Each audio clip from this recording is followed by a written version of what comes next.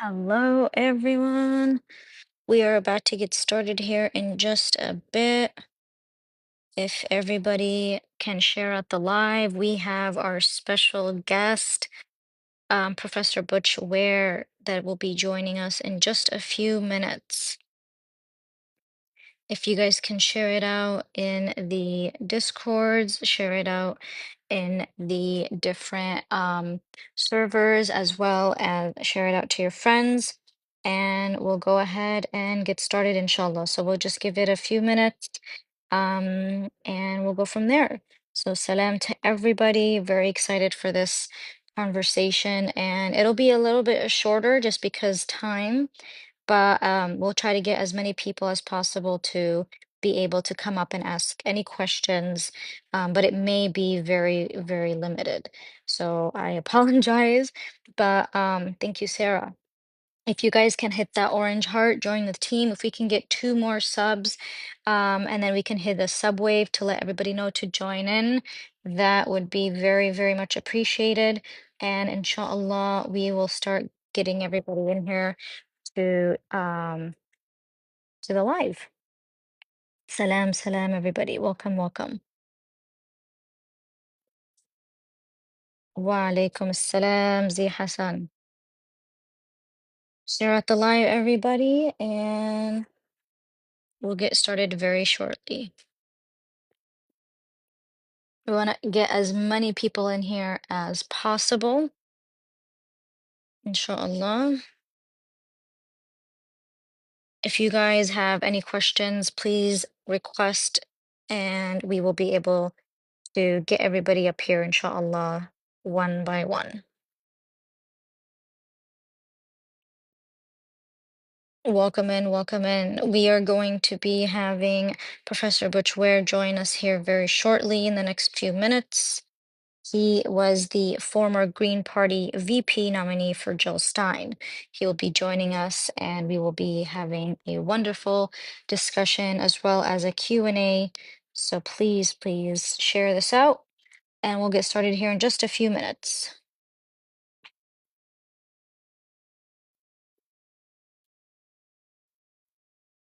Salam. Wa alaikum assalam, wa alaikum assalam. Salam, everybody. Welcome, welcome in. And again, if anybody would like to ask any questions, you can request and we will try to, inshallah, bring you up. Let me make sure we get the panel switched here. And then when he comes up, when he joins, we'll go ahead and invite him and we'll go from there. Inshallah, everybody is doing well. Just share it out here.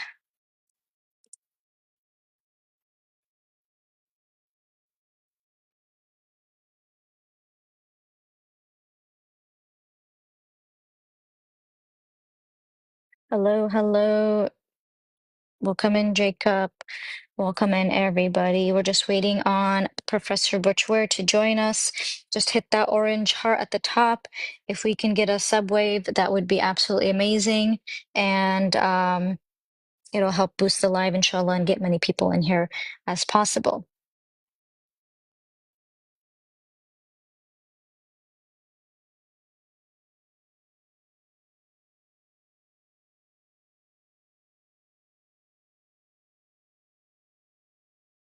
All right, he should be here any moment now. And again, this was a very last minute, planned very last minute. So we hope you guys will be able to ask any questions and enjoy the conversation.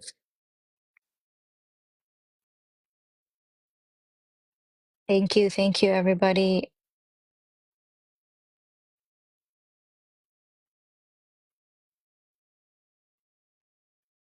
Thank you, Danya. Yeah, it was very last minute, subhanAllah. All right. We got, I believe, Brother Professor Butch Ware here with us, inshallah.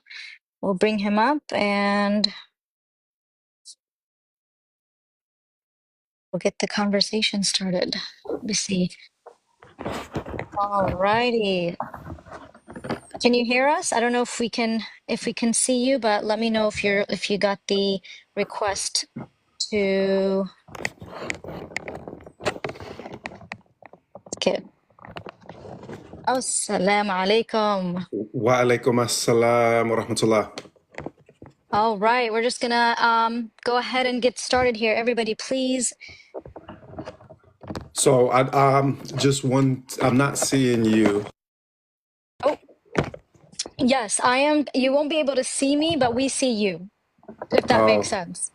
So okay. we see you, we hear you, and I believe you can hear us. So we're going to just go ahead and get started. Everybody, please share out the live. We'll get as many people in here, inshallah.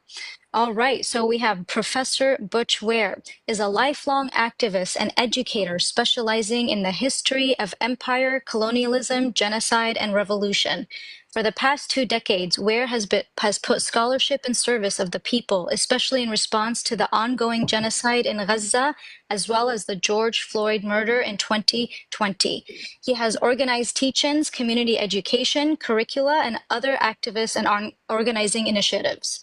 More broadly, Ware has been working as a public intellectual activist, artist, and organizer, supporting communities across the country and around the world to challenge imperialism, ethnic cleansing, and endless war, and to build sustainable, just, peaceful alternatives rooted in African, Indigenous, and Abrahamic traditions. Most recently, he was the Green Party's vice presidential candidate for 2024 and has since declared his intent to run for governor of California. Butch was born in Washington, D.C., and raised in Minneapolis. He graduated from the University of Minnesota in 1997 and completed his doctorate in 2004. With his PhD in history from the University of Pennsylvania, Ware is a leading academic authority on the U.S. Black radical tradition, Africa, and Islam. Since 2004, Professor Ware has been a full faculty member at Northwestern Michigan and now UC Santa Barbara, teaching in history, Black studies, and Islamic studies. Assalamu alaikum wa rahmatullah, Professor Butch Ware. We Wa are alaikum very assalam wa honored rahmatullah. to have you here with us today. Thank you so much for taking time out of your very busy schedule. I know it was very last minute, but alhamdulillah, we are able to Alhamdulillah. have you here today. I wanted to start off about from your childhood when you embraced Islam at the young age of 15. Could you briefly tell us what brought you to Islam at that age? Sure. So for me, it was the autobiography of Malcolm X. I was, somebody that was, spiritually inclined as a young person. Didn't really know a lot about Islam, except through. I would say that it was a lot of the late '80s hip hop music. A lot of people don't realize, kind of looking at the current state of hip hop today. But many of the most prominent rappers at that time were either Sunni Muslim or Nation of Islam or 5% or so. They were Muslim or Islam adjacent. And so I, kind of learned a little bit, trail of breadcrumbs that led me to reading the autobiography of Malcolm X. When I read the autobiography of Malcolm X, I actually read it cover to cover in one night. I could not put that book down. It was, really powerful. It spoke to me, at a deeply personal level because Malcolm was honest about how dark some of the places that he had been in his life actually were. And I had seen some similarly dark places. My father had a sixth grade education. I grew up in, extreme poverty in DC before we moved to, also impoverished neighborhood on the south side of Minneapolis. My mother was 15 years old when she was pregnant with me, teenage mom. We never lived at the same street address for a calendar year until I was about 8 years old. So it was, the struggle was real. Let's just put it that way. And Malcolm's honesty and candor about, the struggles that he faced and seeing how God could lift him up from some of the darkest places to the highest places, that really spoke to me. So I literally went out the next day to my school library and I checked out an English translation of the Quran. I feel like it was Towards Understanding Islam by Maududi. I think it was the only thing that was available, like, kind of basic understanding of Islam in my library. And then there was a book about, yeah, something about Muslim prayer. So I checked out these books and I read the Quran cover to cover that next night. And before the end of the week, I had taken my Shahada. I wanted what Malcolm had at the end of that book. I wanted, to embrace, the faith that had raised him up. So that was my, journey to entering into Islam. And Malcolm was also, in a lot of ways, the person that guided me, at distance, obviously, to go on to study the Black radical tradition, to go to study Islam in sub-Saharan Africa, which is what I did my PhD on. I lived in West Africa for almost 4 years, learned to speak the Wolof language fluently, did most of my PhD research in that language. So Malcolm, kind of brought me to Islam and brought me to knowledge itself. Mashallah, that is amazing. I don't want to get into like the radicalism with the Green Party, but I know that's something that people might have said like, how could you be radical? But then like, did you have to water down the radicalism when you were in the Green Party? I don't know if you want to touch base on I that, mean, but people can ask me that question. It was one of our good brothers, Hassanein Jaffer, based in the UK. We did an Instagram live not too long ago. It was during the campaign, and he said that when he saw me join the campaign, he was, concerned. He thought that I might like mellow out, and I laughed because, I don't have breaks. It's turn the dial up to 11, and then break off the knob. I mean, I was, like I said, like indoctrinated into the Black resistance tradition, the Black Muslim resistance tradition, specifically early in my life, and I haven't abandoned it since. I was 15 when I came to Islam. 35 plus years, strong in it. And no political party, no. What did the messenger alayhi afdal salatu wasalam say? He said, if you put the sun in my right hand and the moon in my left, I would not abandon that which what I'm on. There isn't anything that anybody in this dunya could offer me that would get me, to give up, the path of, of the Prophet alayhi afdal salatu wasalam, and all of those that have struggled, in his footsteps, to try to establish justice and righteousness on this earth. Allah. Mashallah, that is absolutely amazing. I know we don't have a lot of time, so we have limited time. I wanted to kind Sure. of dive into like the politics a bit before we allow others to ask any questions that they might have. So this past election year, there was a large push and support for the Green Party. Could you elaborate on why Green Party is so important, especially in this past election? Yeah, I mean the especially in the Muslim community, right? So the exit Mm-hmm. polling, that was published by CARE, conducted, by other groups in Michigan and elsewhere, indicated that when polled, more than 50% of Muslim voters said that they have voted for the Green Party. Now we know that polling doesn't always correspond exactly to what took place inside the voting booth. But there's every indication that a majority of Muslim voters voted for the Green Party in this last electoral cycle. The polling said 53% for Green Party, so Jill Stein and myself we're talking about at the presidential level, and about 20% each for teams blue and red. So I think that what we actually saw in this electoral cycle was a sea change. It was the beginning of American Muslims' path to political maturity and to political power. We have an opportunity, essentially, to have Muslim ethics and values lighting the way for the most prominent so-called third party political party in the United States of America. We finished third in the election. We didn't finish as well as I hoped we would, and I'll be honest about that. We have a lot more damage that we can deal to teams blue and red, from the green side. But I think that there's an opportunity, especially when you saw Green Party campaign events, especially after I joined the campaign in mid-August. We were seeing, 9 out of 10 of the people that were assembled were, people that were essentially, coming right out of the Free Palestine protest movement. If not majority Muslim, certainly a plurality of Muslims. Muslims were the biggest single group. Lots of young Black folks, Latin folks, Indigenous folks.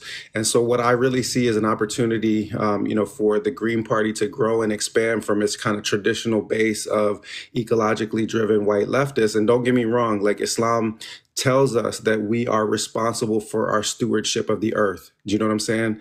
This is, the ecological concerns of the Green Party are in concordance fully with our basic, Islamic understandings, right? Green Party, if you look at a poster or a t-shirt, it's going to say people, planet, peace.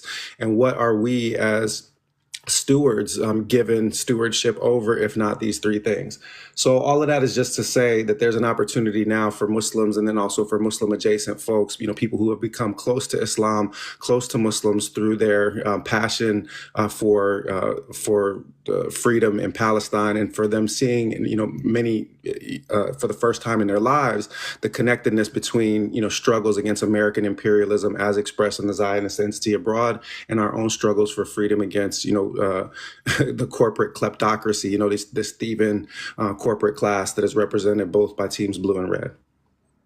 Okay, and you sort of touched base on this, and I want to kind of go back to it. So Mm-hmm. I know you've received a few messages asking you to step down during the election because you're quote unquote taking away votes from like Kamala Harris, for example, especially in swing states such as Dearborn. We also saw after the election results and seeing Trump win, a lot of, I would say, leftists put the blame on those who voted Green Party, I wouldn't specifically the say leftists, say liberals, but go ahead. liberals, Yeah. liberals, my bad, I meant and Muslim community for that, especially for Kamala losing. What would your response be to that? I mean, it's laughable on the face of it. So, firstly, the in the last couple of weeks before the election, the polling was actually indicating that we were taking as many votes away from Trump as we were taking away from Kamala, quote unquote. But the reality is that most Green Party voters are people that never vote, and that would never vote for either of these thieving, criminal, fascist parties, either the liberal blue version or the red conservative version. Let's go back quickly to Malcolm, just so that we can have a firm understanding of what we're dealing with.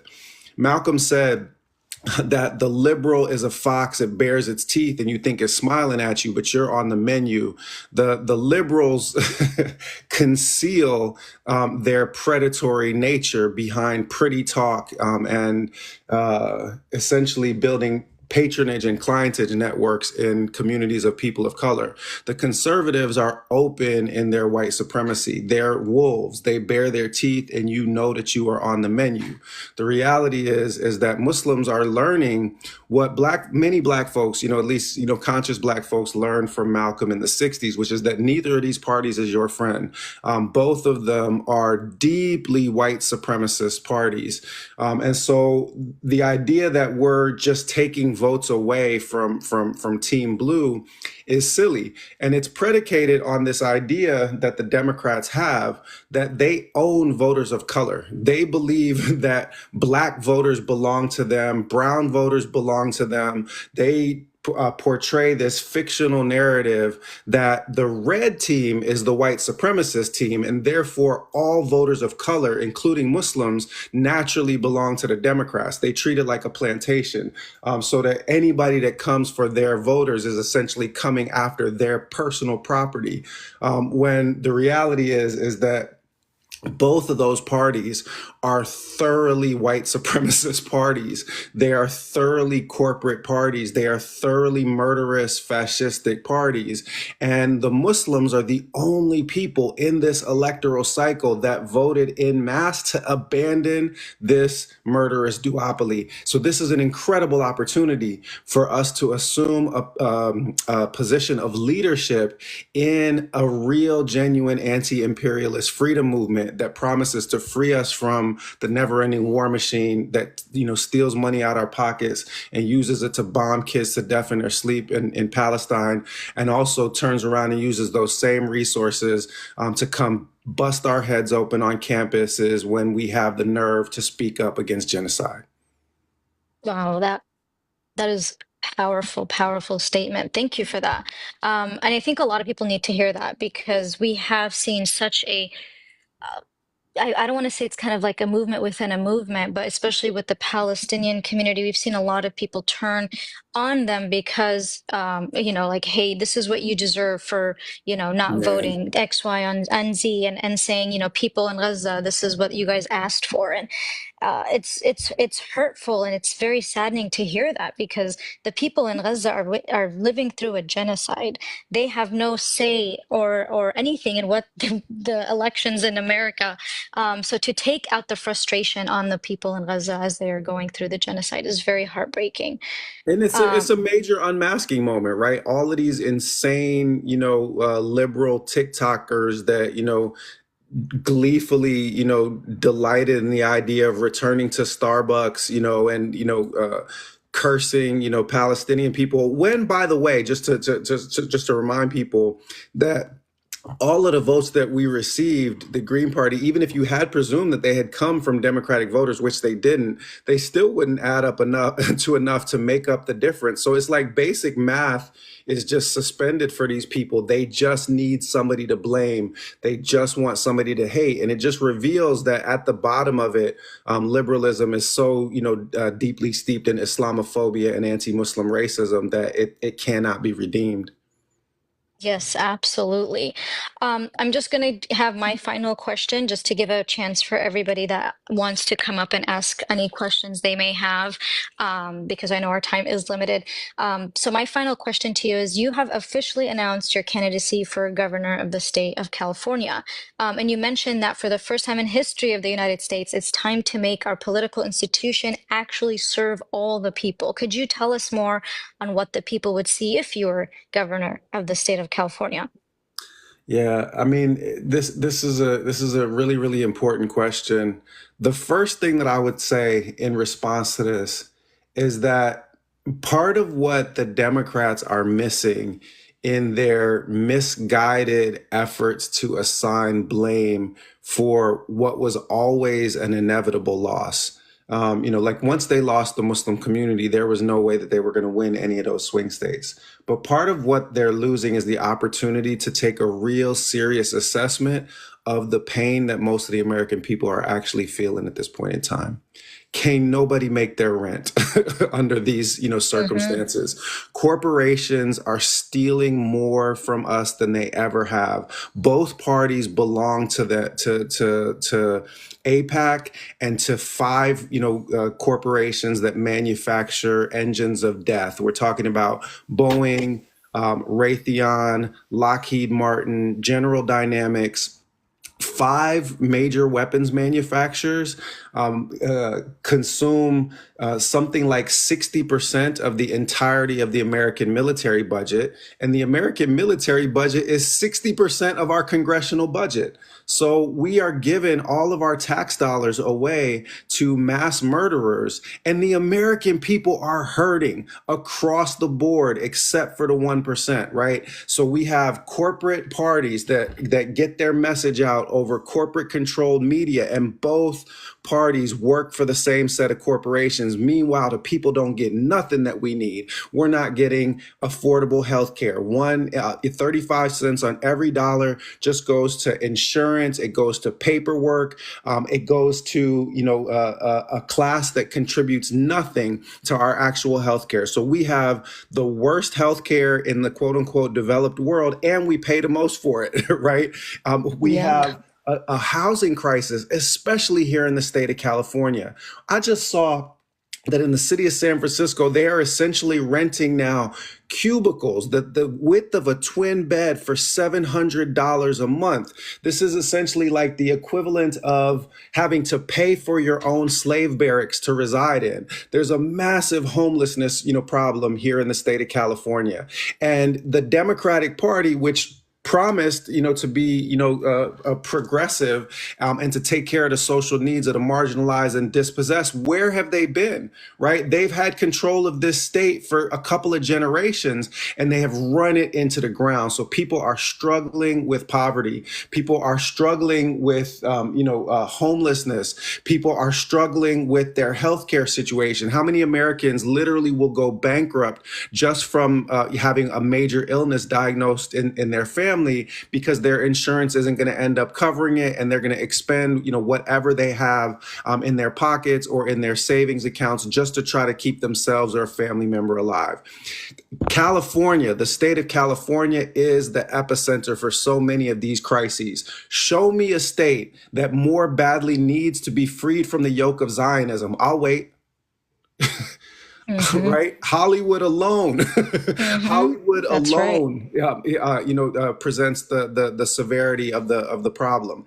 Show me a state in the union that more badly needs to be liberated from the yoke of the carceral state. Show me a state in the union that is more brutal and racist and repressive in its immigration policies than the state of California. So we are here at ground zero of a genuine crisis. And I'm going to say this also, is that as a historian of revolutionary movements, it is painfully obvious to me that in circumstances like this, when the inequalities of wealth and poverty are so extreme, our ruling classes have systematically underestimated how close the people were to revolution. We have an opportunity for an electoral revolution. We have an opportunity for an organizing revolution, and it may be the very last chance that we get. Oh, this was like such a powerful ending statement from you, and I really want people to hear that this may be the last chance that the people get. So I think this is something that to end with from my questions from this live in terms of what I have to ask, and then we'll go to the Q&A, is for people to resonate with that. So Yeah. very, very important for people to hear that. Thank you so much. I appreciate it. I want to pass it along Alhamdulillah. to, alhamdulillah, I want to pass it on to some of our panelists, and there's a lot of people that do want to come up and ask questions. So we will bring them up. So I will start with Brother Engineer, if you would like to go ahead and ask your question. Yes, Assalamu alaikum. Alaikum salam. I have a question. Do you think that the stance of like Kamala Harris on Palestine had any effect on the results at all? Like, if her stance was any different, like, would she have like won or something? Because it seemed to me, according to like the polls and what people care about, that it was like very irrelevant to the voters. So I would like to hear your perspective. Yeah, it's a great question. Yeah, I think I'm not exactly sure which polls you're referring to. I think that there are two principal factors that contributed to Kamala's defeat. One of them, two that I haven't mentioned. I mentioned the first one, which is that the Democrats are completely out of touch with the actual nature of the suffering of most of their supposed electoral base. The second is that Kamala was an intensely mediocre candidate. She was a poor candidate. She was anointed and appointed. She was not elected to that position. Biden handed her the mantle. It was essentially the Democrat Party equivalent of smoke signals rising up from the Vatican, right? They made this decision in a closed room and then foisted this sorry candidate on a population that was not remotely interested in voting for her. But then the third part is absolutely Gaza made a huge difference. People can say whatever they want. I knew, and I said from the campaign trail as early as the end of August that the Democrats had no path to victory. And everybody had Kamala ahead in the polls at that point in time. And I think that people thought that I was crazy. But I understood immediately when I looked at the polling data that came from the Institute of Social Policy and Understanding, directed by Dalia Mugahed, that showed that in the swing states of Michigan, Georgia, and Pennsylvania, Biden had gone from getting 65% of the vote in 2020 to polling at 12% in the Muslim community in the states of Michigan, Pennsylvania, and Georgia. And that's when I literally said out loud to her, I said, dead man walking, they're finished. They can't win this election. And so it absolutely made a difference. And if you look at the fact that, compared to previous electoral cycle, what you might have expected in terms of Democratic voter turnout, they came in 15, 16 million people below that. That is the sign of a base that has abandoned you. So it's not just that you had Muslims, choosing to vote third party, like affirming, the Green Party platform, but you had a bunch of people that might, under other circumstances, have voted Democrat, decide not to do so. And it's very, very plain that, especially amongst, registered Democrat voters, that it is still the genocide in Gaza is massively unpopular. To put it bluntly, a lot of people just simply refuse to hold their nose and go vote for a genocider, and good for them.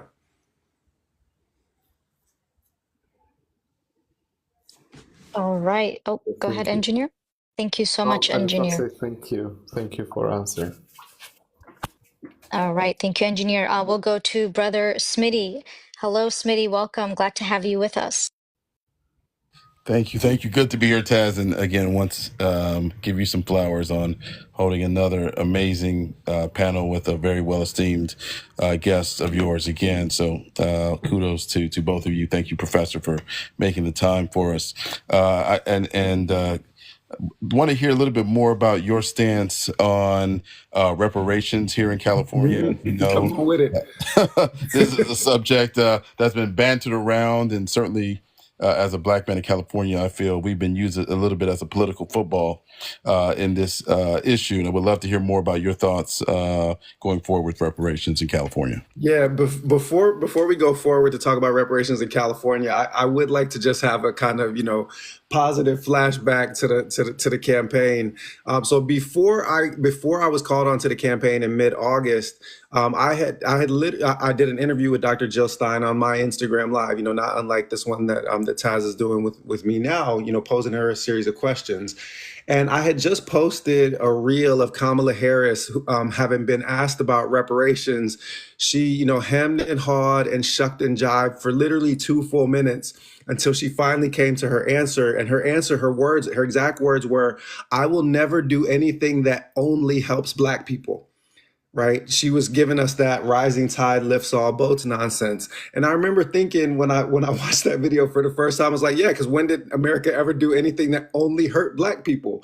Why would you think that you need to do, specific reparations, when we've only ever suffered general harm, never any specific harm? It's madness. So to go then to the IG Live that I did with Dr. Jill, I asked her about reparations. She didn't blink. She said they behave as though it's incalculable, but it's between but it's been calculated many times by specialists. It's between 10 and 13 trillion dollars US that's owed to Black Americans, and I'm in favor of cash payments.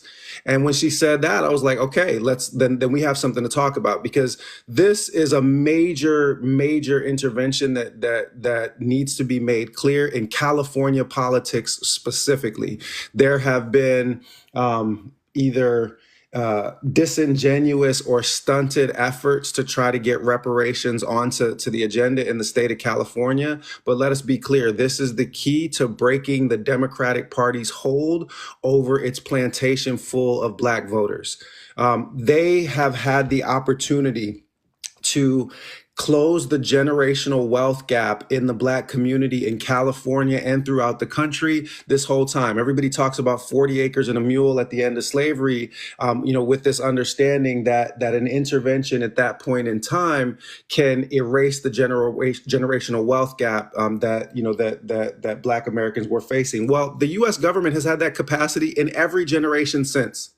And it's not like they don't know how to write reparations checks. They write reparations checks of all kinds to all kinds of people. They've done it to victims of Japanese internment camps and many, many others. So the reality is that reparations has never been on the agenda because these people ain't sorry. They're still doing the same white supremacist, destructive agenda to Black communities, and it runs right through redlining, right through the carceral state. And I will make sure, inshallah, God willing, that ending the generational wealth gap in our lifetimes is something that is never again ignored in California politics or American politics.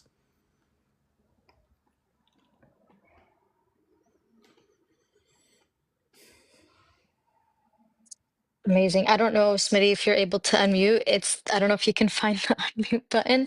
But I went ahead and sent that to you.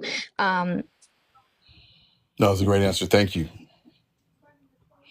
Thank you, Smitty. We'll go to Brother Bustani. He is an Ustad. Ustad Bustani, welcome in. Assalamu alaikum, ya Ustad. Wa alaikum salam wa rahmatullahi wa barakatuh. How are you, Butch? Alhamdulillahi Rabbil Alameen. I'm doing well, man. How are you? I am honored to be able to actually speak to you. SubhanAllah, I never really thought that I would have, the opportunity to speak to you. Seeing you on television, seeing you on social media, seeing all of the amazing things that you're saying, and I'm like, SubhanAllah, maybe there is hope for America after all. I mean, listen, I'm gonna tell you right now, in conjunction with my answer to SoCal Smitty's question, I am of the personal belief that the only reason why this place is still standing is because the prayers of our enslaved ancestors. And I do believe that America is being given one final opportunity to redeem itself. If we are willing to give up this empire, then the republic might be saved. But we're gonna have to make it a republic that actually serves all of the American people for the first time. Not make America great again, make America work for everyone for the first time. Exactly, mashallah, barakallah feek. And subhanallah, one of the signs at the end of times that the Prophet ﷺ predicted is that you'll see someone in power that should not be in power. And it's very, very obvious. I mean, most of us would agree that we all know exactly who we're talking about right now. Yeah, not hard to get that. We're talking about the orange antichrist. Little grumpy man out there. But yeah, subhanallah, man. But ala kull hal, we all know that whoever is in power is there because Allah subhanahu wa ta'ala wants them to be there. قل اللهم مالك الملك تؤتي الملك من تشاء. Allah subhanahu wa ta'ala gives power. تنزل الملك ممن تشاء وتعز من تشاء وتذل من تشاء بيدك الخير. That's it. Allah, barakallah feek, habibna. That's amazing. Allah, you see, this is exactly who we need in power. Someone that knows Allah subhanahu wa ta'ala and is led by God, not led by greed. But alhamdulillah. But I'm just going to keep this short and sweet, inshallah, because I know that there are others that have some really amazing questions, and I really want to thank you for all the amazing answers that you've given. You're honestly giving me hope. You and Bill Stein, you guys have really ran a really great campaign. One of the things, and you mentioned Malcolm X and how reading his biography in just one night is what basically helped guide you to Islam. Changed my life. Yeah. When I met his daughter back in 2017, Ambassador Shabazz, she said, she said that what her father used to say to her, the greatest tool of the oppressor is the minds of the oppressed. 100%. So one of the things that I found that, in this electoral season is that a lot of people didn't even know about you, and they didn't even know about Jill Stein. And so they thought that the only option we have is literally scraping the bottom of the barrel, blue or red. So with that being said, I feel like, you guys didn't get the attention that you guys so clearly deserved. And that's why a lot of people didn't vote for you. My question is inshallah, after, this term that he's going to serve, are you guys going to run again? Yeah. So excellent question.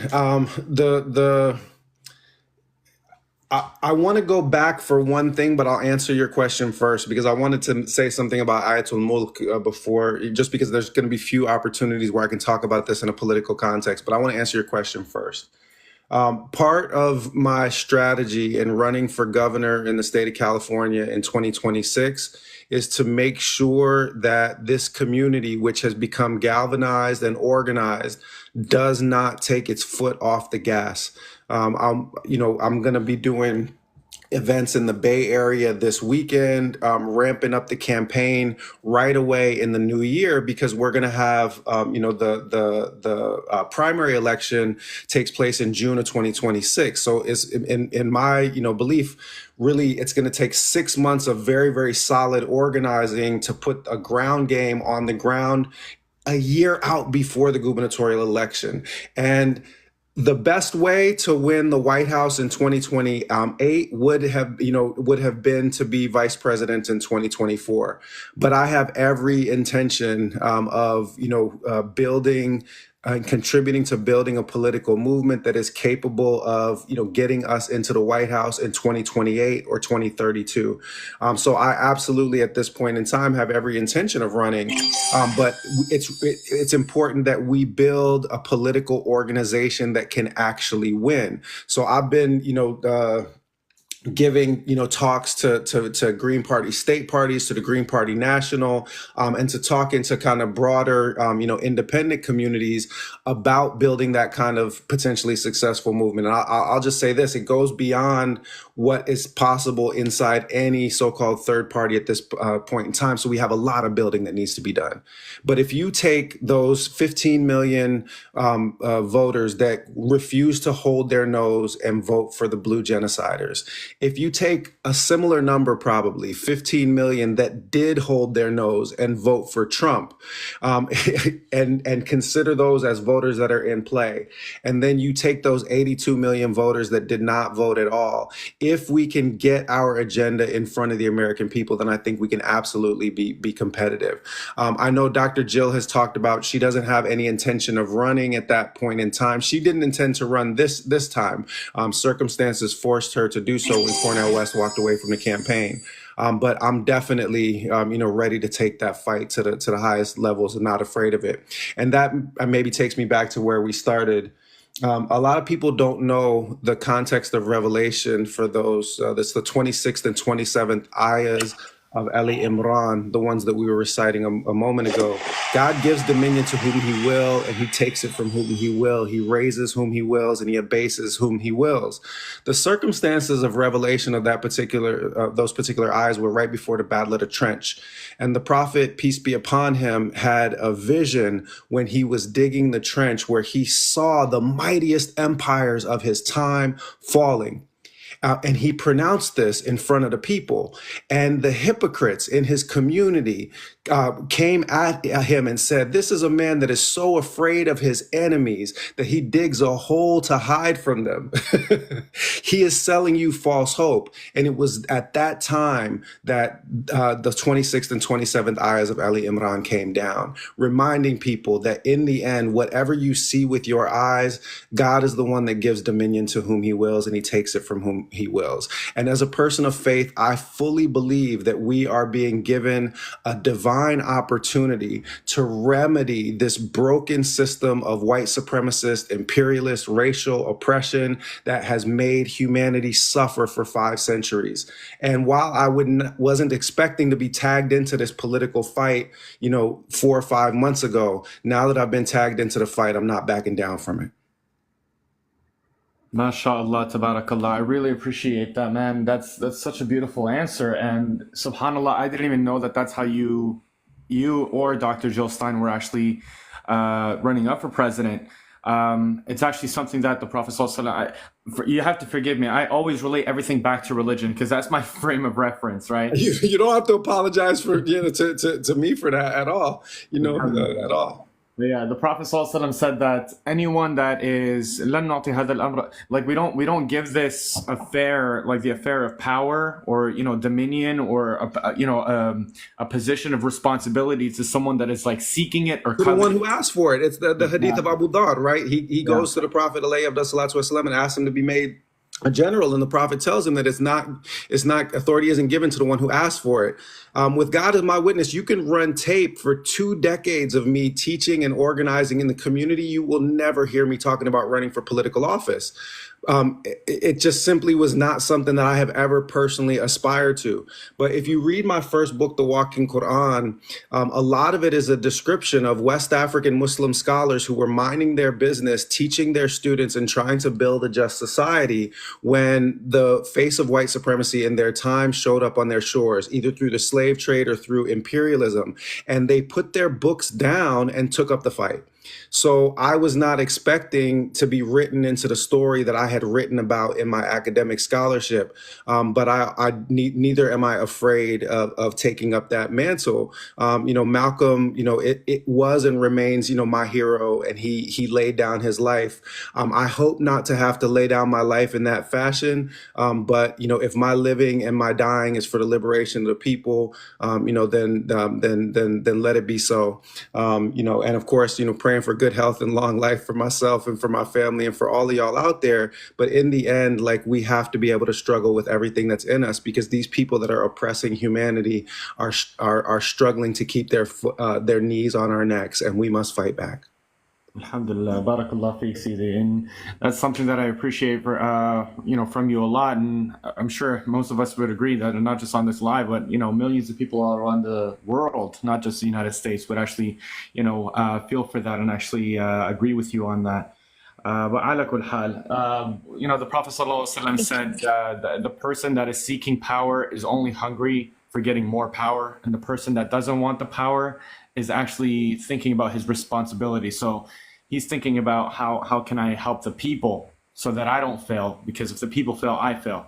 So that's the responsibility that, alhamdulillah, I mean, you certainly understand that. So as far as I'm concerned, if you do end up running, you have my vote. Anything that I could do to help you get there, the Prophet or Allah subhanahu wa ta'ala says, فَإِذَا عَزَمْتَ فَتَوَكَّلْ عَلَى اللَّهِ.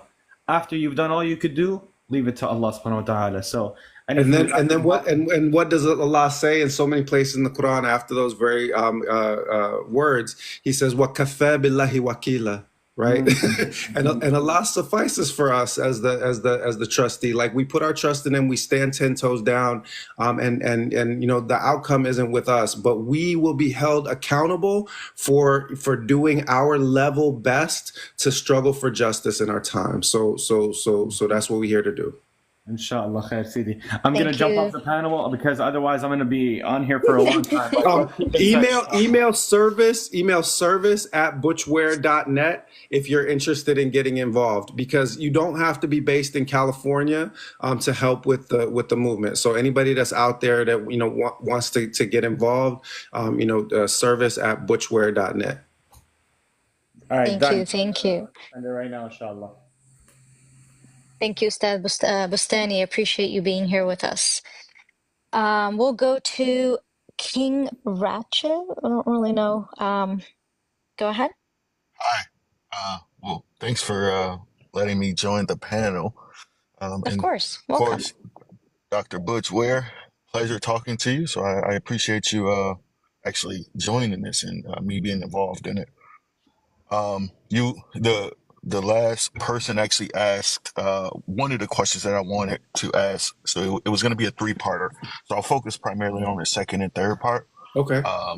The first part was going to be, were you planning on continuing to run in politics? The second part of that, though, is, do you have fear that you'll get some of like that same treatment that Jill Stein got, maybe even Ralph Nader, of like getting super distant from the political wing or the mainstream media, those attack dogs that come after you guys? And then the third part of that is, what do you say to people who are on the left that continue to pull the lever for the Democratic Party, but has a fear to kind of switch over to the Green Party? Yeah.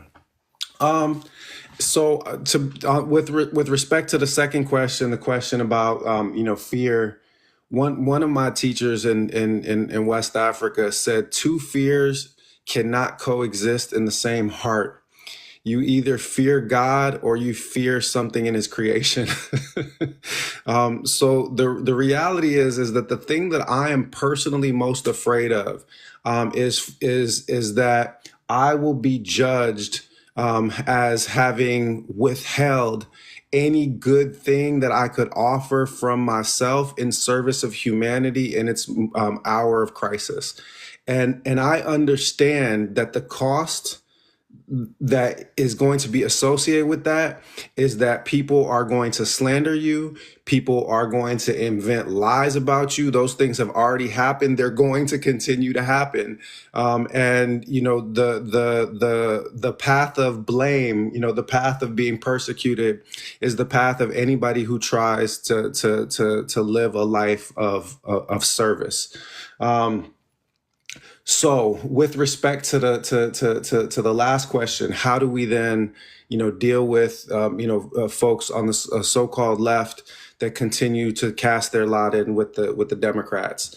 I'm of the opinion that it was a completely morally reprehensible decision to vote for the top of the Democratic ticket under any circumstances in this past election. People make mistakes. If people, are willing to cop to those mistakes, that's fine. I can see a bunch of different reasons why you might vote for people down ballot, especially people that have been doing, work inside the community, and people that, chose to make no pronouncement in favor of the murderous, top of the Democratic ticket. People like Rashida Tlaib and others, kind of come to mind.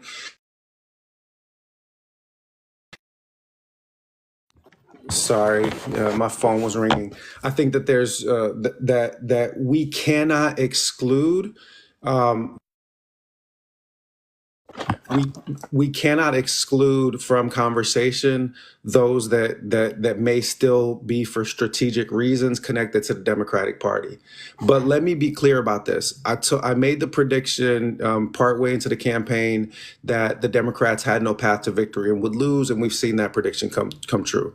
I have also made the prediction that the Democrats will never recover from what they have done to themselves in this last electoral cycle, that they are going the way of the Whigs.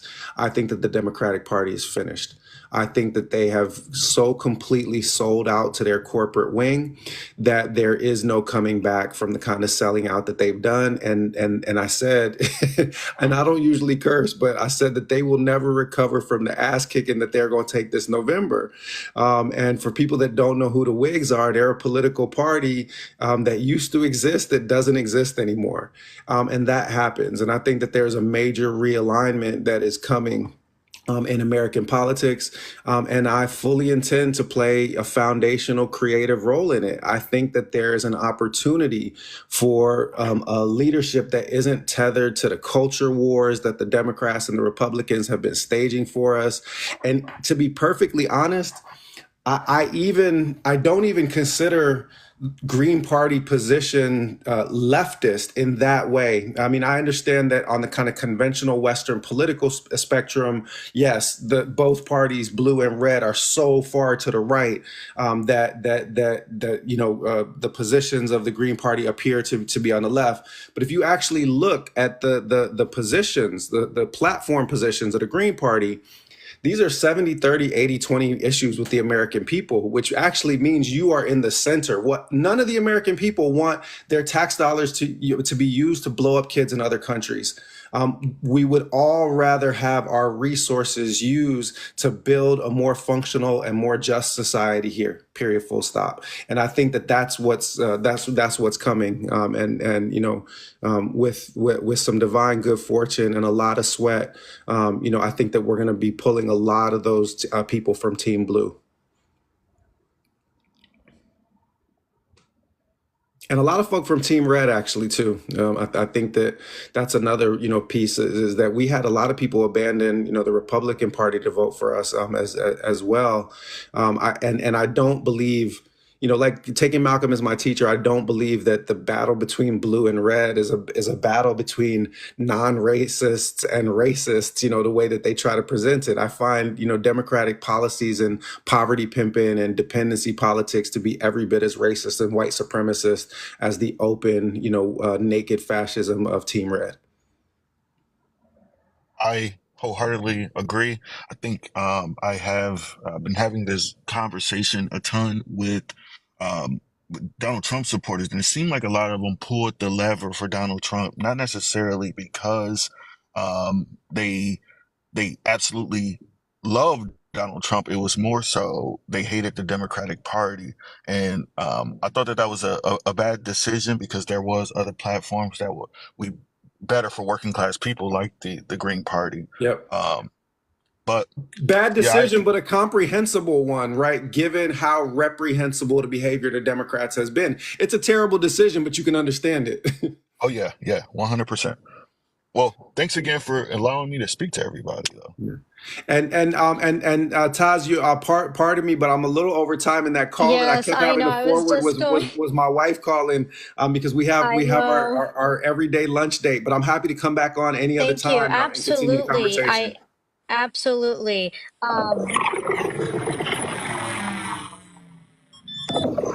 Thank you so much for being with us. I know we did go over time. I apologize. We didn't get a chance to have all the questions in, but thank you. Thank you again for being here. And we will try to plan for another discussion. So I appreciate you spending time with us today and enjoy your lunch date. Salams to your wife. And thank you so much, Professor Butch Ware, for being here with us.